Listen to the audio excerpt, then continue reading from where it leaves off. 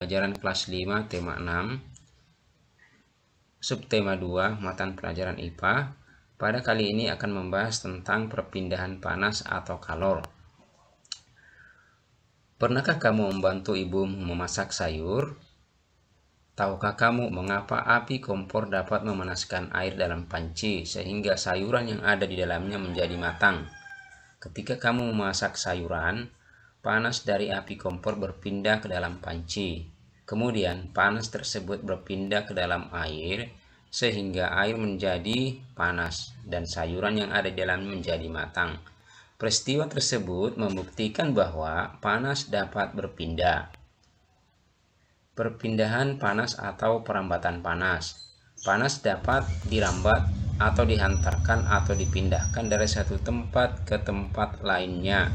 Ada 3 cara perambatan atau perpindahan panas, yaitu pertama, perpindahan panas secara konduksi, yang kedua, perpindahan panas secara konveksi, yang ketiga, perpindahan panas secara radiasi.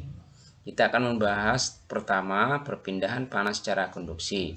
Konduksi adalah cara perpindahan panas melalui zat perantara seperti benda padat. Perpindahan kalor secara konduksi disebut juga perpindahan kalor secara hantaran, yaitu perpindahan kalor tanpa memindahkan zat perantaranya.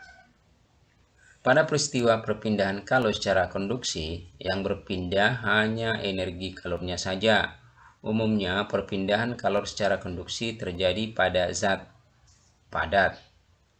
Diumpamakan, contoh ketika kamu dan teman-teman memindahkan buku secara estafet, yang berpindah hanya buku itu saja, sedangkan kamu dan temanmu sebagai perantara tetap diam di tempat, tidak berpindah.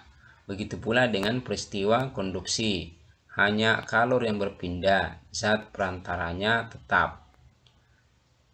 Contoh konduksi. Contoh perpindahan panas secara konduksi.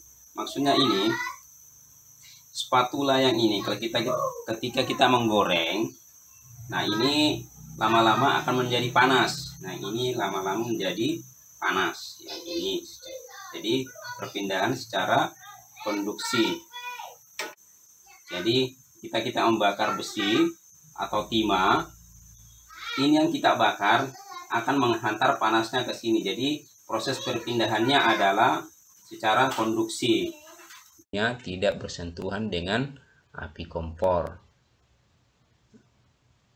Kemudian pada saat membakar besi di ujung sisi kiri lambat laun, di sisi kanan akan ikut panas juga.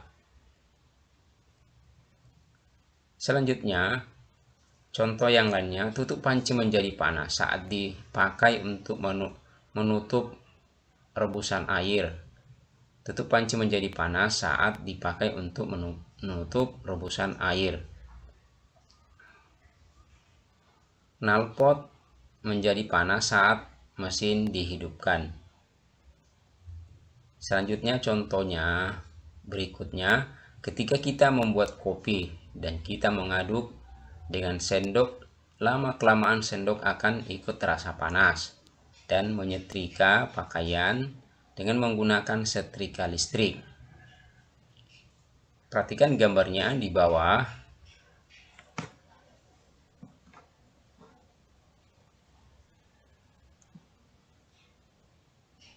Seperti kita membuat kopi, ini sendoknya lama-kelamaan akan naik di sini, naik di atasnya menjadi panas, ujungnya akan menjadi panas. Menyelidiki perpindahan panas secara konduksi, alat dan bahan yang diperlukan: sebuah sendok dari logam, 200 ml air hangat, sebuah gelas bening. Cara kerjanya, masukkan air hangat ke dalam gelas bening. Setelah beberapa saat, peganglah ujung sendok dengan tanganmu. Tetaplah pegang ujung sendok lebih kurang 2-3 menit. Catatlah apa yang kamu rasakan. Apa yang kamu rasakan setelah memegang sendok dimasukkan ke dalam air hangat? Kita rasakan adalah lama-kelamaan ujung sendok akan terasa hangat. Kedua, mengapa ujung sendok yang kamu pegang terasa panas? Karena panas berpindah dari tempat yang bersuhu tinggi ke benda yang bersuhu rendah. Ketiga, termasuk peristiwa apakah perpindahan panas pada percobaan ini? Mengapa disebut demikian? Termasuk perpindahan panas secara konduksi, karena panas berpindah tanpa diikuti dengan perpindahan zat perantaranya. Kesimpulannya, peristiwa penghantaran panas di mana zat perantaranya tidak ikut berpindah disebut konduksi. Dalam peristiwa perpindahan secara konduksi, energi yang berpindah hanya energi kalornya saja, sedangkan zat perantaranya tidak ikut berpindah. Kalor akan berpindah dari benda dengan suhu tinggi menuju benda dengan suhu lebih rendah.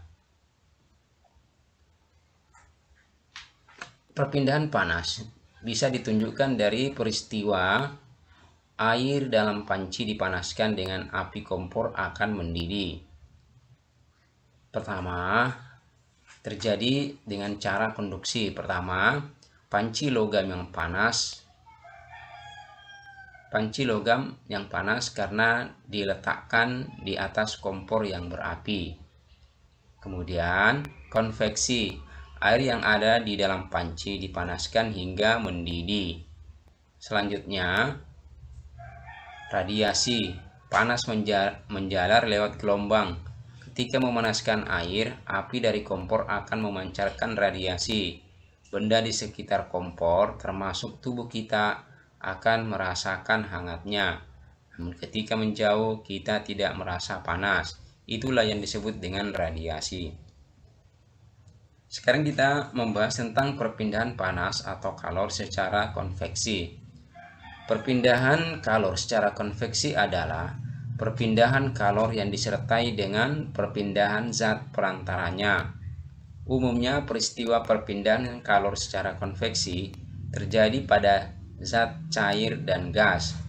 Zat yang menerima kalor akan memuai dan menjadi lebih ringan sehingga akan bergerak ke atas.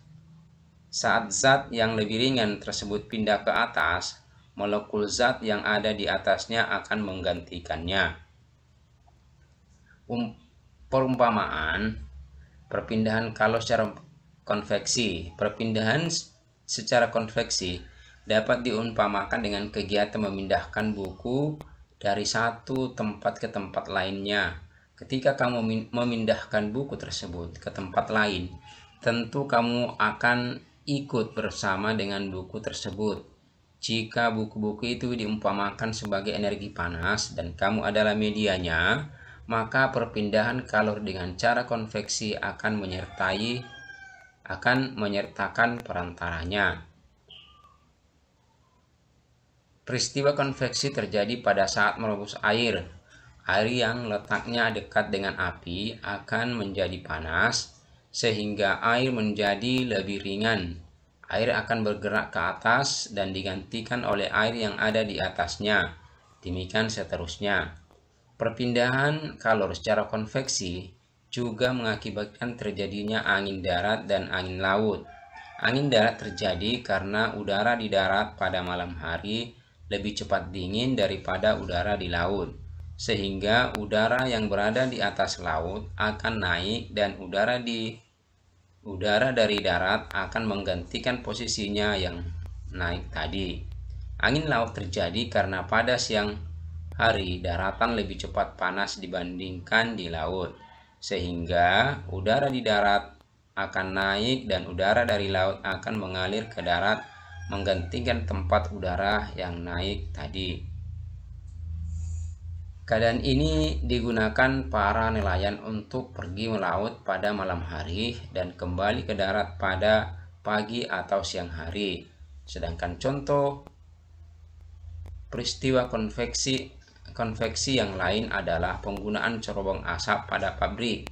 Apakah di rumahmu dipasang jendela Ventilasi, pemanfaatan ventilasi sebagai sirkulasi udara dalam rumah juga memanfaatkan perpindahan panas secara konveksi.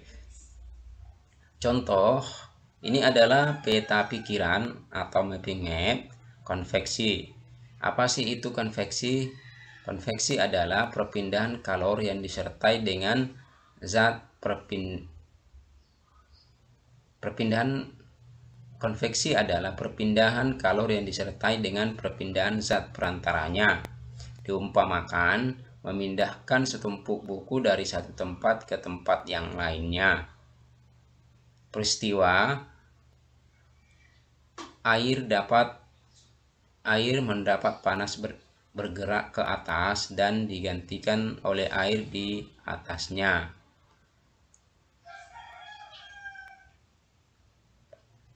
Mengakibatkan zat yang ringan bergerak ke atas dan zat yang ada di atasnya menggantikannya. Kemudian, zat yang menerima kalor akan memuai dan menjadi lebih ringan. Contoh lainnya konveksi angin darat dan angin laut. Kemudian cerobong asap dan ventilasi rumah. Kita bisa menyimpulkan bahwa konveksi adalah perpindahan kalor yang disertai dengan perpindahan zat perantaranya. Zat yang menerima kalor akan memuai dan menjadi lebih ringan, sehingga akan bergerak ke atas dan molekul zat yang ada di atasnya akan menggantikannya. Beberapa contoh peristiwa konveksi yaitu pada saat merebus air, terjadinya angin darat dan angin laut, penggunaan cerobong asap pada pabrik, serta jendela ventilasi rumah. Mari kita menyelidiki perpindahan panas secara konveksi. Alat dan bahan yang diperlukan: segelas air panas, es batu, air matang suhu ruang untuk membuat es batu, 1 buah kantong plastik ukuran kecil, 1 buah karet gelang, dan pewarna makanan. Bagaimana bentuk es batu setelah dimasukkan ke dalam air panas? Apakah es batu mencair? Mengapa demikian? Ya, bentuk es atau ukuran es mengecil dan mencair. Peristiwa ini terjadi karena pengaruh kalor yang rambatkan dari atau hantarkan dari air panas. Kemudian es batu mencair karena mendapatkan panas. Berasal dari manakah panas tersebut? Dari air panas. Apa zat perantara pada percobaan ini? Zat perantaranya adalah air. Kemudian termasuk peristiwa apakah perpindahan panas pada percobaan ini? Mengapa demikian? Ini termasuk peristiwa perpindahan panas secara konveksi karena kalor berpindah disertai dengan berpindahnya zat perantara. Kemudian sebutkan 3 contoh peristiwa perpindahan panas secara konveksi yang terjadi di sekitar kita. Ini merebus air, terjadinya angin darat dan laut, dan cerobong asap, bisa juga ventilasi rumah. Kesimpulan, peristiwa penghantaran panas di mana zat perantaranya ikut berpindah disebut perpindahan panas secara konveksi. Kita bisa menyimpulkan bahwa perpindahan panas secara konveksi pada percobaan tersebut yaitu es batu mencair karena mendapatkan kalor atau panas yang berasal dari air. Sekarang kita membahas tentang perpindahan kalor secara radiasi. Bagaimana panas matahari dapat sampai ke bumi? Kalor dari panas matahari tidak dapat berpindah secara konduksi karena udara yang terdapat dalam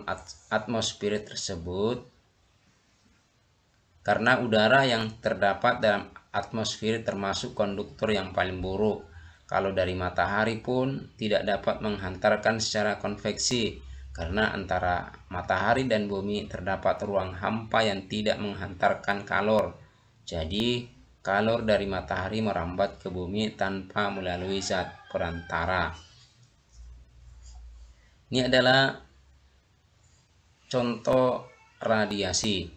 Radiasi adalah perambatan atau perpindahan panas melalui pemancaran langsung dari sumber panas tanpa melalui zat perantara. Contohnya,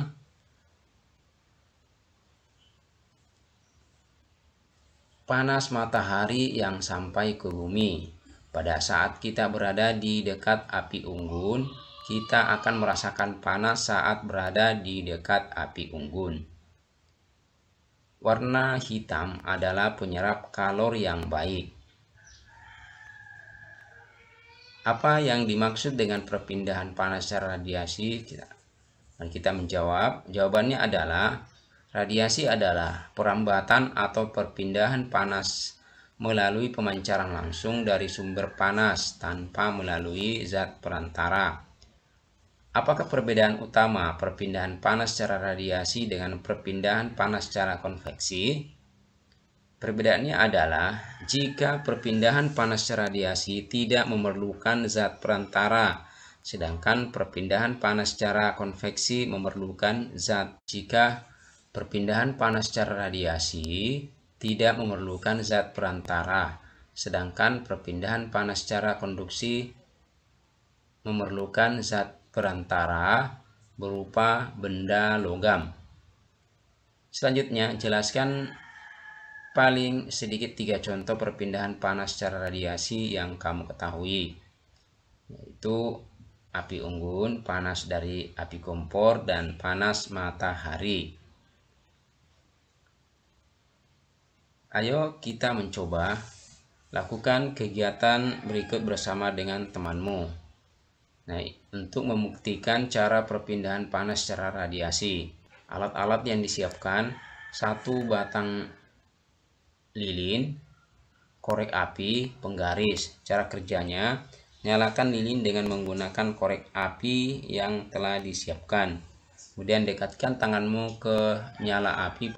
Yang pertama, apa yang kamu rasakan ketika panas mendekatkan tangan ke nyala api pada jarak 2 meter? Tangan terasa agak panas. Kemudian, apa yang kamu rasakan ketika mendekatkan tangan ke nyala api pada jarak 4 meter, yaitu tangan terasa agak hangat. Selanjutnya, pada saat 8 cm, hangatnya tidak begitu terasa. Nah, bagaimana panas dari nyala api bisa kamu rasakan? Nah, panas dari lilin kita rasakan karena adanya radiasi. Kelima, apa nama perpindahan panas yang terjadi pada percobaan di atas? Yaitu perpindahan panas secara radiasi. Kemudian 3 contoh perpindahan panas lainnya. Sebutkan 3 contoh perpindahan panas lainnya secara radiasi yang terjadi di sekitarmu, yaitu radiasi panas dari bola lampu. Selanjutnya, menetaskan telur ayam atau bebek menggunakan sinar lampu. Menjemur pakaian di siang hari. Tubuh terasa hangat ketika berada di dekat sumber api. Ini adalah salah satu contoh perbedaan konveksi, radiasi, dan konduksi. Yang pertama, konduksi. Untuk lebih memahami perbedaan konduksi, konveksi, dan radiasi, saya akan memberikan contoh masing-masing perpindahan panas tersebut. Pertama, konduksi. Kalau konduksi, sendok akan terasa panas ketika kita mengaduk teh manis yang baru diseduh. Konveksi, contoh, kalau konveksi, ketika kita merebus kacang hijau, ketika airnya telah mendidih, maka ada pergerakan naik turun kacang hijaunya. Radiasinya panas matahari sampai ke bumi.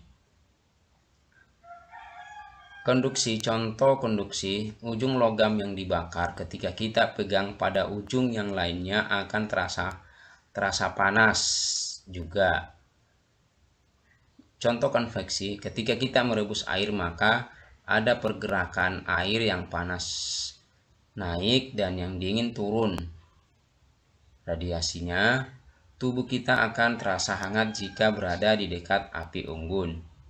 Selanjutnya, contoh konduksi, mentega akan meleleh ketika dipanaskan pada wajan. Konveksi, contoh konveksi lainnya, terjadinya angin darat dan angin laut karena adanya perbedaan suhu di daratan dan di lautan. Contoh radiasi, tangan kita yang dingin jika didekatkan dengan lampu yang menyala akan terasa hangat. Sekian dan terima kasih.